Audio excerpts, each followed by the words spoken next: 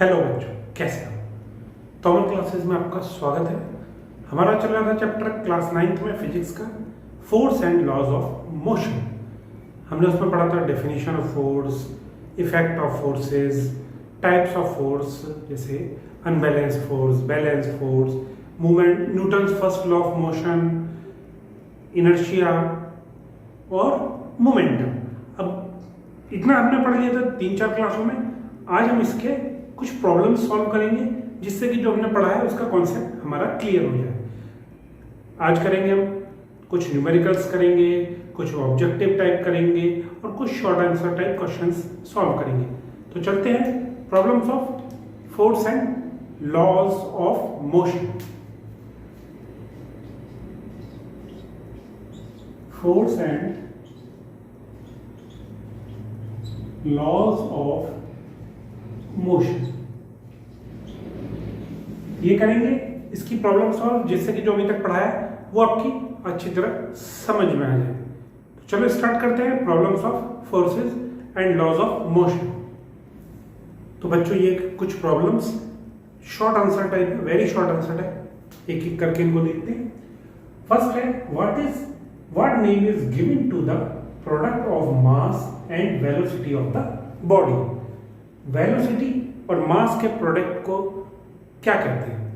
हमने पढ़ा है वेलोसिटी और मास और वेलोसिटी, मास इनटू वेलोसिटी, क्या ये momentum. Product of mass and velocity is called momentum. कल ही पढ़ाया है मैंने आपको, ठीक है। Product of mass and velocity of a body is called momentum. Second क्या है? Name the physical quantity which is considered to be a measure of quantity of motion of a body। कल पढ़ाया, याद करिए क्या था, मैंने पढ़ाया भी है। measure of the quantity of motion of a body, क्या है? मोमेंटम।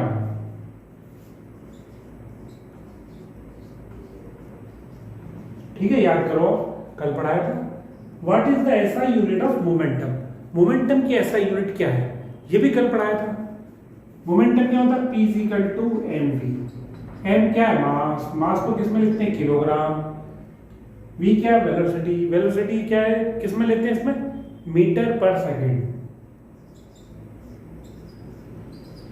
ऐसा unit of momentum is kilogram metre पर सेकेंड। ठीक है। Fourth one, state whether momentum is scalar और वेक्टर। कल पढ़ा है, सब पढ़ा चुका हूं मैं। मोमेंटम क्या है? स्केलर या vector? Momentum is a vector quantity। Momentum vector quantity और इसकी डायरेक्शन क्या होती है? मोमेंटम की डायरेक्शन क्या होती है? Direction of velocity is the direction of momentum. ठीक है। What is the total momentum of a bullet and gun before firing. यहां इस पे ध्यान दो, बिफोर फायरिंग। जब एक सपोज करिए गन है, इसमें बुलेट है, फायरिंग से पहले इसका मोमेंटम क्या होगा? मोमेंटम हमारा क्या होता है? P is equal to m into v। Before firing, its velocity is 0। Before firing, velocity is 0, so that momentum is 0। तो before firing, the total momentum of gun and bullet is 0, always 0। क्यों 0? क्योंकि उसकी velocity 0 है, इसलिए उसका momentum 0 हो गया। Clear? चलो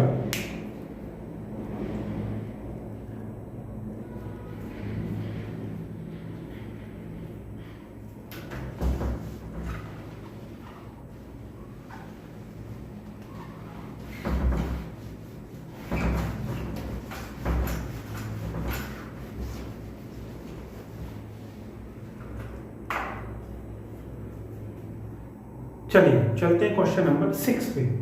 name the physical quantity whose unit is kilogram metre पर सेकेंड। कल ही मैंने आपको पढ़ाया था, अभी भी पढ़ाया था लास्ट 5 क्वेश्चंस में। किलोमीटर पर सेकेंड किस फिजिकल क्वांटिटी की यूनिट है? It is the unit of momentum.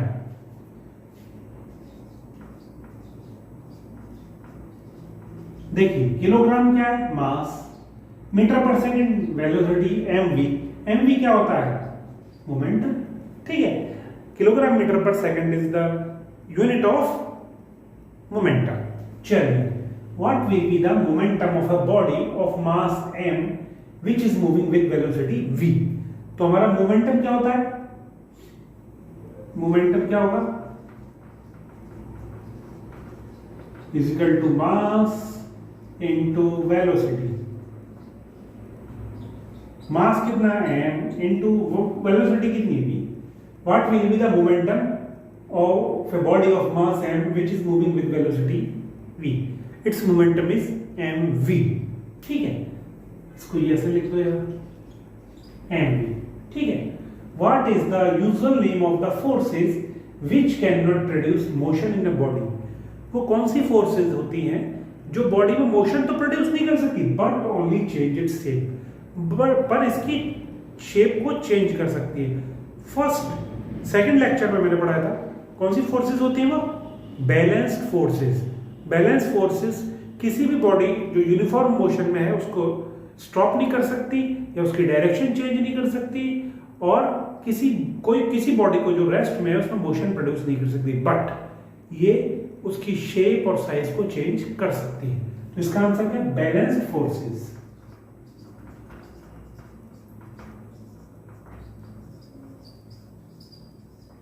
ठीक है। 9th, name the unbalanced force which slows down a moving bicycle when we stop pedaling it। वो कौन सा अनबैलेंस्ड फोर्स होता है जिसकी वजह से कोई साइकिल जब हम पेडल मारते हैं तो उसके बाद रुक जाती है। तो मैंने बताया था कौन सा फोर्स था, force of air and force of friction. Force of friction and force of air. ठीक है, चलिए। 10th, state whether the following statement is true or false। Unbalanced forces acting on a body changes its shape। No, unbalanced forces उसका movement कर सकते हैं, उसमें movement produce कर सकते हैं, उसकी डायरेक्शन चेंज कर सकते हैं किसी बॉडी की, और उसको रेस्ट में ला सकते हैं, बट उसकी शेप को चेंज नहीं कर सकते। Unbalanced forces acting on a body changes its shape। False। ठीक है, समझ में आया? चलिए,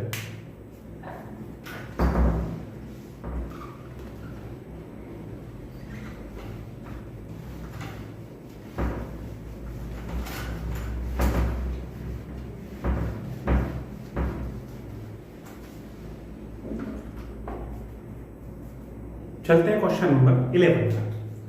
when a ball is dropped from a height, कोई बॉल किसी एक हाइट से नीचे छोड़ी जाती है, इट्स स्पीड इंक्रीजेस ग्रेजुअली, उसकी स्पीड धीरे धीरे बढ़ती है।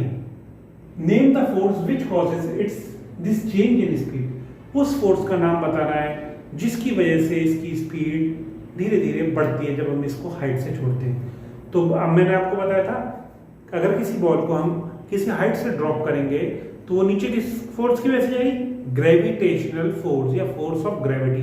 तो ग्रेविटेशनल फोर्स की वजह से नीचे जाएगी जिसकी वजह से इसकी स्पीड धीरे धीरे इंक्रीज होगी। तो क्या है वो,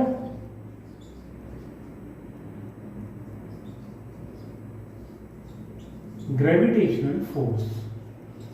ठीक है।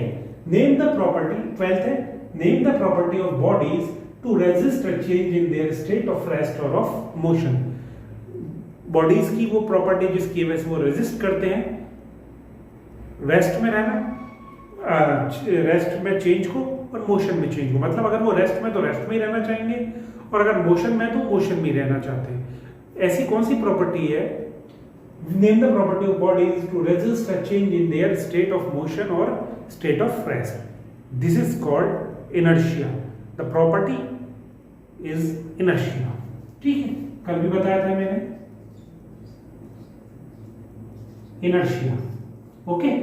13th, what is the other name of Newton's first law of motion. ये भी बताया था मैंने, न्यूटन्स के फर्स्ट लॉ ऑफ मोशन को और हम क्या बोलते हैं कभी कभी, Galileo's law of inertia. Clear.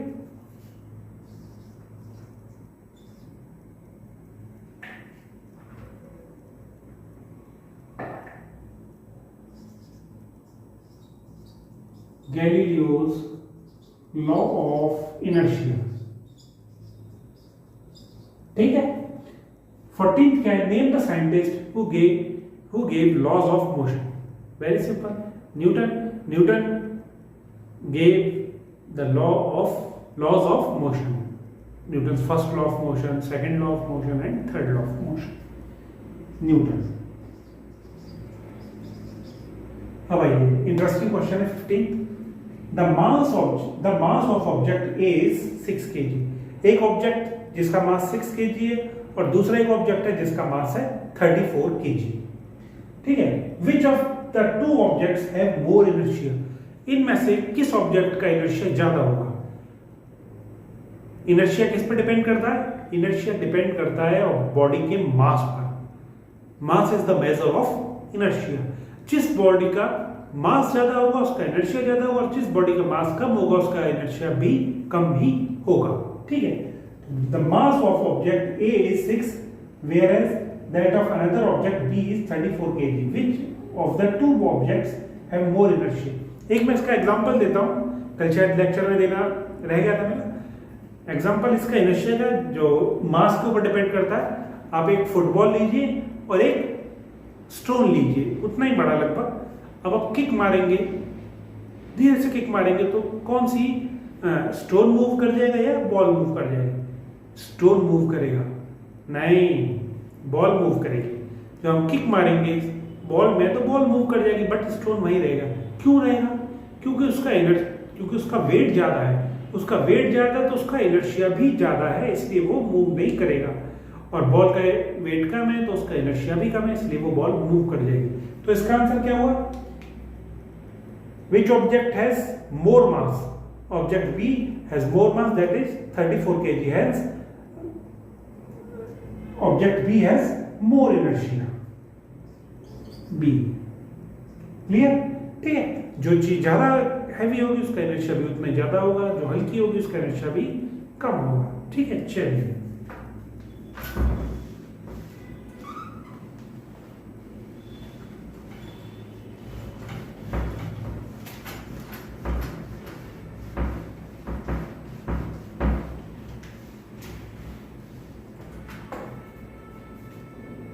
अब आते हैं question number 16।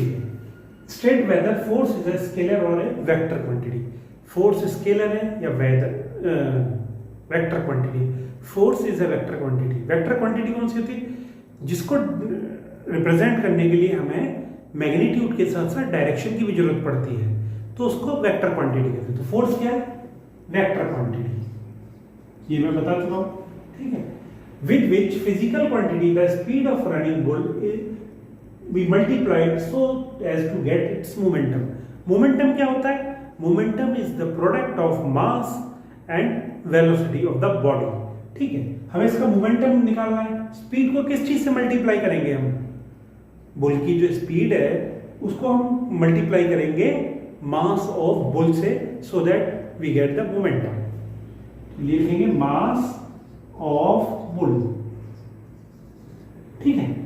We have to multiply the speed of running bull with the mass of bull so as to get the momentum of the bull। Okay, fill in the blanks। Is the measure of inertia of the body। inertia of the body किस चीज से major करते हैं? मास से। मास is the measure of the inertia of body। मास ज्यादा, inertia of body ज्यादा। मास कम, inertia of body कम। तो यहां क्या आएगा? मास। ओके। सेकंड क्या? When a running car stop suddenly. कोई कार जो चल रही है वो एकदम से रुक जाती है। The passengers are jerked. जो पैसेंजर है वो आगे की तरफ जाएंगे या पीछे की तरफ जाएंगे? पैसेंजर हमेशा आगे की तरफ जाएंगे। क्यों जाएंगे?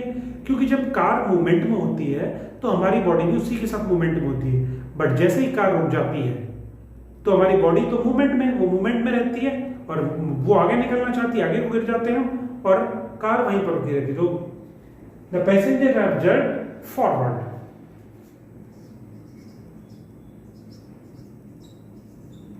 ठीक है। When a stationary car start suddenly.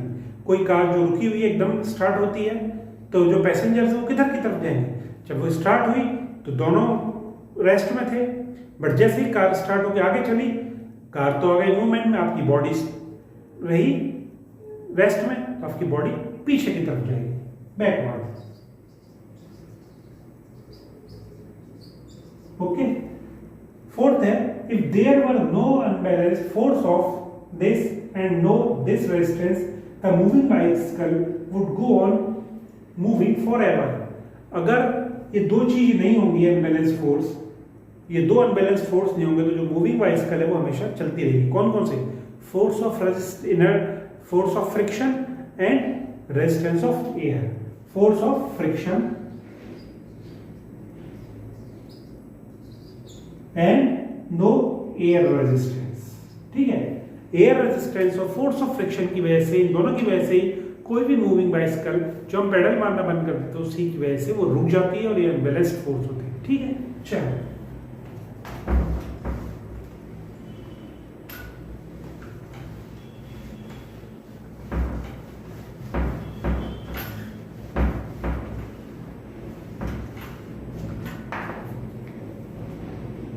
तो बच्चों ये थे कुछ शॉर्ट आंसर टाइप क्वेश्चन और कुछ फिल इन द ब्लैंक्स।